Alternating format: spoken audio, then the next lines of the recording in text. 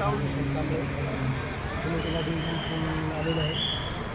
आणि आज 2 दिवसापासून इथं चैत्यभूमीवरती कमीत कमी आज 5 वर्षापासून मी टाकतो तिथं 3 वर्षापासून कंटिन्यू हा पाटनगर घेतो मी तेव्हा आता समता समुद्राचं वैशिष्ट्य असं आहे की ज्यावेळेस बाबासाहेब हयात होते, बाबासाहेबांनी ते संस्था स्थापन केली होती सैनिक, त्यावेळेस बाबासाहेबांच्या काळामध्ये त्यांचा समुद्र स्थापन करण्याचा एक उद्देश होता.